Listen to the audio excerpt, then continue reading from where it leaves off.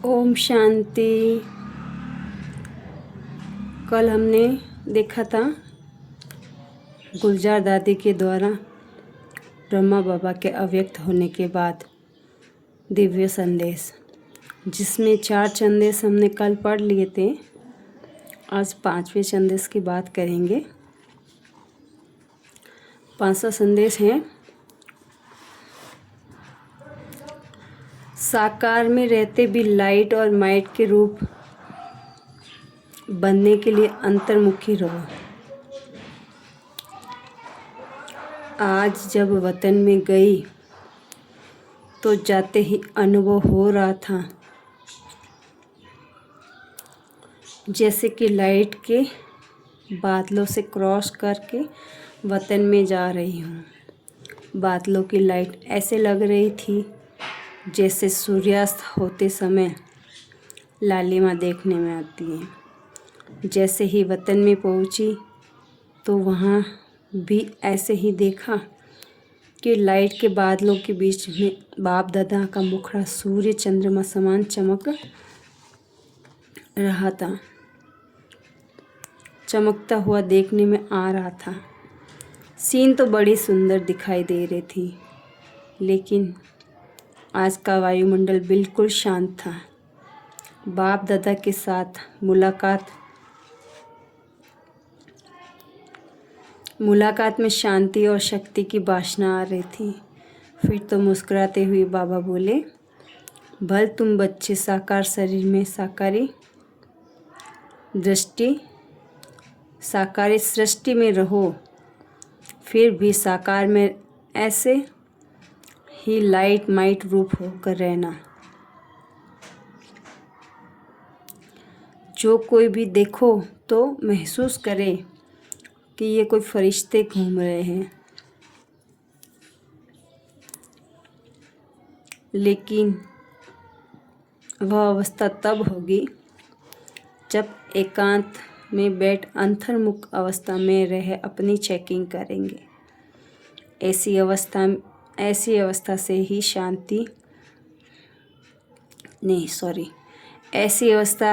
ही आत्माओं को आप बच्चों से साक्षात्कार होगा। आज वतन में एक तरफ तो बिल्कुल शांति थी, दूसरी तरफ फिर प्यार का रूप बहुत था। क्या देखा कि बाबा बाहों में सभी बच्चों को समाये हुए थे, साथ साथ प्रेम के सागर तो था ही। बाबा ने कहा, तुम शक्तियों को भी सर्व आत्माओं को ऐसे ही अपने समीप लाना है। अपनी दृष्टि में बाप समान जब प्रेम और शक्ति दोनों ही पावर होगी, तब आत्माएं नज़दीक आएगी।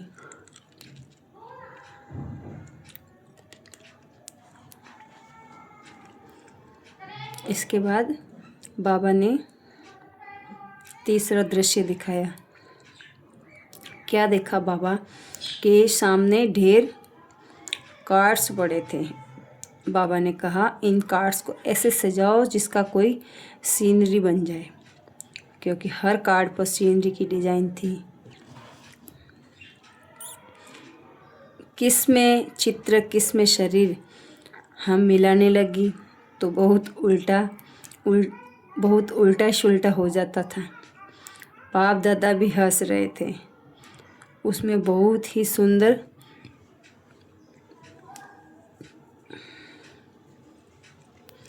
सतयुगी सीनरियाँ थी। एक कृष्ण बाल रूप में झूले झूल रहे थे, साथ में कांता दासी झूला झूला रही थी। दूसरे में सके सखियों का खेल था। मतलब तो सत्युग की दिनचर्या थी। फिर भी बाबा ने विदाई देते समय कहा, बच्ची, सबको संदेश देना कि शक्ति स्वरूप भव, प्रेम स्वरूप भव। 6वां संदेश है, स्नेह के रिटर्न की सौगात पवित्र और योगी बनो। आज जब मैं आज जब इस ध्येय और ध्येय के देश से परे अपने सूक्ष्म वतन जिनको ब्रह्मपुरी कहते हैं वहाँ गए तो परमात्मा बाप ने एक दृश्य दिखाया।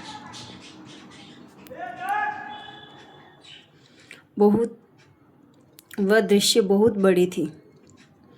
फिर देखा कोई टिकट बांट रहा है, हर एक कोशिश कर रहा है कि हमें भी टिकट मिले, लेकिन थोड़ी समय में देखा कि कोई कोई को टिकट मिली और कोई कोई को टिकट से वंचित रह गए।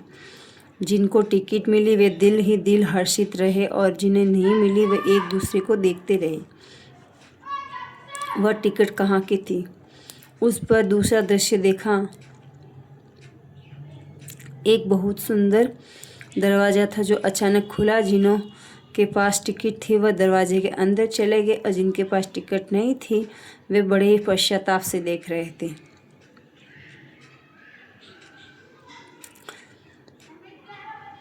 उस दरवाजे पर लिखा था स्वर्ग का द्वार।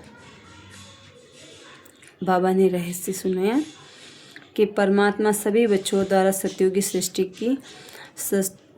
सृष्टि स्वर्ग में चलने की टिकट दिला रहे हैं, परंतु कोई बच्चे सोच रहे हैं कि अब नहीं बाद में ले लेंगे। लेकिन ऐसा न करते हो ये टिकट मिलना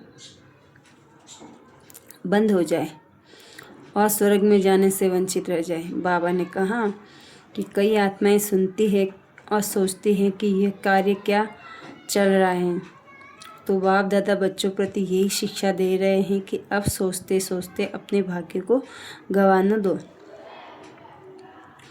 दूसरी सीन देखी, नदी बह रही थी और उस नदी में दूर दूर से कई लोग आकर स्नान कर रहे थे।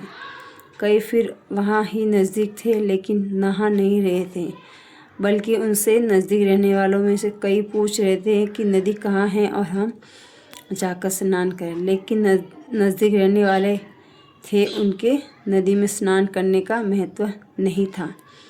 जो प्यासे थे उनको भी उस समय का मूल्य कम कराते थे।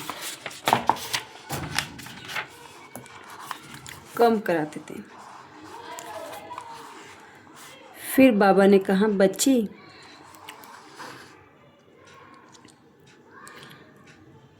ये तो ज्ञान गंगा है। गंगा के नज़दीक वाले आबू निवासी हैं और दूर दूर से आकर इसमें स्नान करते हैं, लेकिन यहाँ रहने वालों को महत्व नहीं, उनको दूर जाने वालों को टालते हैं। तो कहाँ ऐसे न हो कि इस भूल में रह जाए कि इसलिए बाप दादा के सब बच्चे हैं, भल आज्ञाकारी बच्चे नहीं हैं, फिर भी बच्चे तो बाप को प्रिय है ना।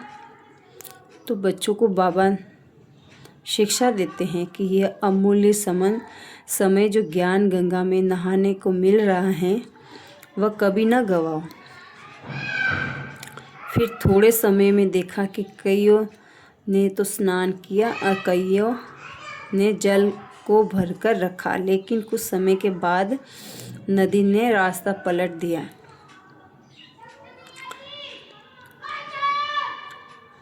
जिन्होंने न नहाया न भर कर रखा और औरों को एक एक बूंद मांग रहे थे, तड़प रहे थे।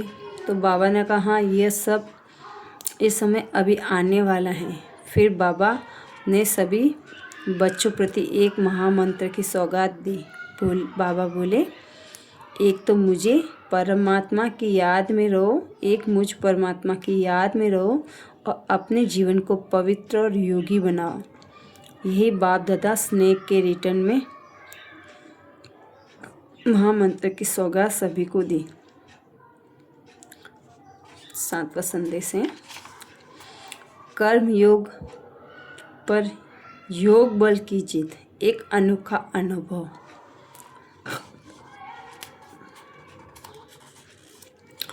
यहाँ पर बाबा बोल रहे हैं, दादी बोल रही सॉरी, आज जब मैं वतन में गई तो जाते ही क्या देखा, शिव बाबा और अपना ब्रह्मा बाबा दोनों आपस में बैठे थे और उनके सामने जैसे एक छोटी पहाड़ी बनी हुई थी।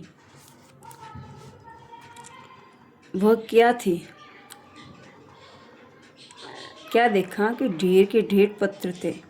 इतने पत्र थे, इतने पत्र थे, जैसे पहाड़ी बनी गई थी। जैसे ही हम पहुंची तो ब्रह्मा बाबा ने हमको देखा और कहा, ईशु कहाँ है? इतने पत्र हो गए। मैंने कहा, बाबा मैं आई हूँ। बाबा ने कहा, ईशु बच्ची को भी साथ लाई हो? साथ लाई हो ना? देखना ईशु बच्ची, मैं 2 मिनट में इतने सारे पत्र पूरे कर देता हूँ। शिव बाबा तो साक्षी होकर मुस्कुरा रहे थे। इतने में देखा कि ईशु बहन भी वहाँ इमर्ज हो गई। ईशु का चेहरा देख बिल्कुल शांत था। बाबा ने कहा, बच्ची क्या सोच रही हूँ? आज तो पत्रों का जवाब देना है। और उसी समय जैसे साकार वतन का संस्कारपूर्ण रीति इमर्ज था। मोमा खड़ी होकर देख रही थी। इतने में शिव बाबा ने ब्रह्मा बाबा को कहा, आप कहाँ हो?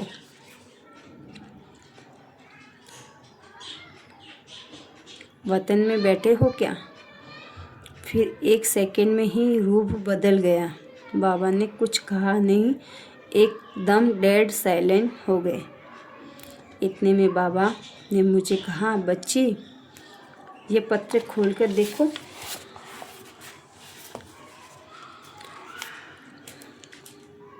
मैंने कहा, बाबा पत्र तो ढेर हैं। बाबा ने कहा, बच्ची इसमें से 1 सेकंड लगेगा, क्योंकि सभी में एक ही बात है। इसके बाद बाबा ने सुनाया कि सभी बच्चों के उलझने हैं। अब देखना बाबा बच्चों को रेस्पॉन्ड करते हैं। देखना 1 सेकंड में भी सभी बच्चों का जवाब दे देता हूँ। फिर बाबा ने लाल अक्षरों में यहाँ माफ़ी की पत्र लिखा। पत्र में लिखा था कि ब्राह्मण कुल भूषण स्वरदर्शन चक्रधारी नूरे रत्नों बच्चों प्रति समाचार ये हैं कि सभी बच्चों के उलझनों के पत्र सूक्ष्म वतन में पाए। रेस्पॉन्ड में बाप दादा बच्चों को कह रहे हैं, ड्रामा की भावी के बंधन में सर्व आत्माएं बंधी हुई हैं। सभी पाठ बजा रहे हैं। उसी ड्रामा के मीठे मीठे बंधन अनुसार आज अव्यक्त वतन में पाठ बजा रहा हूँ। सभी बच्चों को दिल व जान सिक व प्रेम से अव्यक्त रूप से याद प्यार बहुत बहुत बहुत स्वीकार हो। जैसे बाप की स्थिति वैसे बच्चों की स्थिति रखनी है। यह बाप दादा का पत्र। फिर बाबा को हमने भोग स्वीकार कराया। बाबा बोले, बच्ची आज कुछ नए बच्चे भी आए हैं, पहले मैं उन्हों को खिलाता हूँ। फिर बाबा ने सभी बच्चों को इमर्ज किया। बाबा जल्दी जल्दी एक को दृष्टि दे रहे थे। बाबा अपने हाथों से गिट्टी खिला रहे थे, लेकिन एक को एक सेकंड से भी जो दृष्टि दे रहे थे उस दृष्टि में बहुत कुछ भरा हुआ था। उसके बाद फिर तीसरा दृश्य हमने देखा। मैंने बाबा को कहा कि सभी ने एक ही प्रश्न पूछने के लिए कहा है। बाबा ने कहा, जो भी प्रश्न है वह पूछ सकते हो।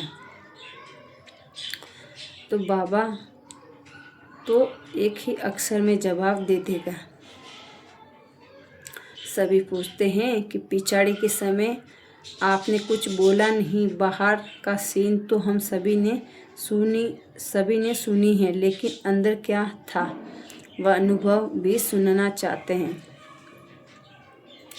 तो ये वो अनुभव की बात कर रहे हैं जब बाबा अव्यक्त हुए थे, और अव्यक्त होने से कुछ समय पहले की वो स्थिति के बारे में बच्चे बाप दादा से वो अनुभव के बारे में जानना चाहते हैं कि बाबा ने कैसे अपना शरीर छोड़ा और कैसे बाबा ने अपनी आत्मा को शरीर से निकलते हुए देखा। बाबा बोले, हाँ बच्ची, क्यों नहीं। बाबा अपने अनुभव सुनाएंगे। अच्छा सुन लो बच्ची, खेल तो सिर्फ 10-15 मिनट का ही था। उस थोड़े से समय में ही अनेक खेल चले। उसमें भिन्न भिन्न अनुभव हुए। पहला अनुभव तो ये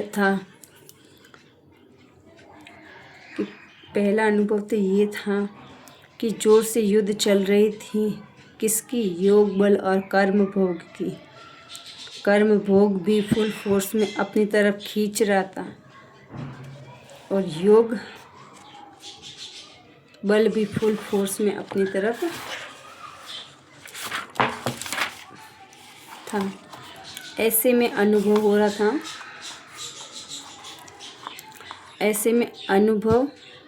रहा था कि जो भी शरीर के हिसाब किताब रहे हुए हैं वे फट से योग अग्नि से भस्म हो रहे थे और मैं साक्षी हो देख रहा था। जैसे अखाड़े में बैठ मल्ल युद्ध देखते हैं, मतलब तो दोनों का फोर्स पूरा ही था। कुछ समय बाद कर्म भोग तो बिल्कुल निर्बल हो गया, बिल्कुल दर्द गुम हो गया। ऐसे ही अनुभव हो रहा था। आखिर में योग बल ने कर्म भोग पर जीत पा ली। उस समय तीन बातें साथ चल रही थी। वह कौन सी थी? एक तरफ तो बाबा से बातें कर रहा था, बाबा आप हमें अपने पास बुला रहे हो। और दूसरी तरफ यूं ही तो खास कोई बच्चों की स्मृति नहीं, लेकिन सभी बच्चों के स्नेह की याद शुद्ध मोह के रूप में थी। बाकी शुद्ध मोह की रग व संकल्प की छुट्टी नहीं ली, वह कोई भी संकल्प नहीं था। तीसरी तरफ ये भी अनुभव हो रहा था कि कैसे शरीर से आत्मा निकल रही थी। कर्मातीत न्यारी अवस्था जो बाबा ने पहली मूली भी चलाई कि भा होकर सन्नाटा हो जाता है, वैसे ही बिल्कुल डेड साइलेंट का अनुभव हो रहा था। और देख रहा था कि कैसे एक अंग से आत्मा अपनी शक्ति को छोड़ती जा रही थी। तो कर्मातीत अवस्था का, मृत्यु का क्या चीज़ है, ये अनुभव हो रहा था। मेरा अनुभव, ये है मेरा अनुभव। वाओ, नाइस अनुभव, नाइस बाबा, नाइस ड्रामा और नाइस मैं आत्मा, जो मुझे इतना सुंदर भगवान का अनुभव सुनने को मिल रहा है। जिनके तन में स्वयं ब्रह्मा के तन में स्वयं सर्वशक्तिमान आता हो, उस रथ का अनुभव सुनने को मिल रहा है। कितना बड़ा भाग्य है हम बच्चों का। फिर हमने बाबा को कहा कि बाबा सभी बच्चे कहते हैं अगर हम सभी सामने होते तो बाबा रोक लेते। तो बाबा ने कहा बच्ची रोक लेते तो ये ड्रामा कैसे होता। फिर हमने कहा बाबा ये सीन जैसे अब तो आर्टिफिशियल लग रही हैं, रियल ड्रामा नहीं लगता। बाबा ने कहा बच्ची ये स्नेह की मिट्टी तार जुटी होने के कारण तुमको अंत तक यही वंडर ही देखने में आएगा। अब भी तो संबंध है ना, बल साकार रथ गया है, लेकिन ब्रह्मा के रूप में अव्यक्त पाठ बजा रहे हैं। बाबा ने कहा मैं भी कभी कभी साकार वतन में चला जाता हूँ। फिर शिव बाबा पूछते हैं कि कहाँ बैठे हो? यहाँ बैठे जैसे साकार वतन में ये मकान बन रहा है वहाँ तक जाता हूँ। बाबा ने कहा बाबा कभी कभी लगता है कि जैसे बाबा चक्र लगा रहे हैं। बाबा ने कहा मैं चक्कर लगाता हूँ तो वो वासना तो अनेक बच्चों को आएगी ही ना, मतलब तो रूह रिहान हो रही थी। फिर बाबा ने एक दृश्य दिखाया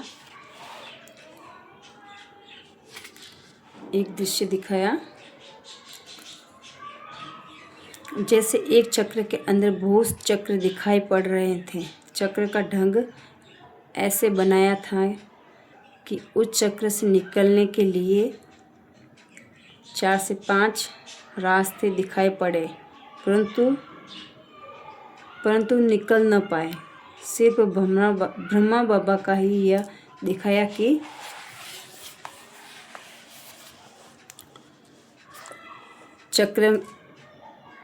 चक्र में चलते चलते पॉइंट 0 पर खड़े हो गए और निकले नहीं। बाबा ने समझाया कि ये ड्रामा का बंधन है। ब्रह्मा भी ड्रामा के सर्किल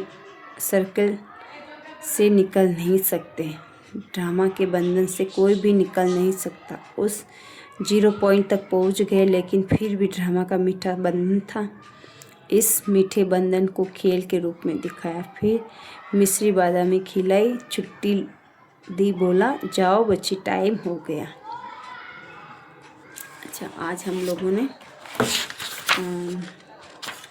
कितने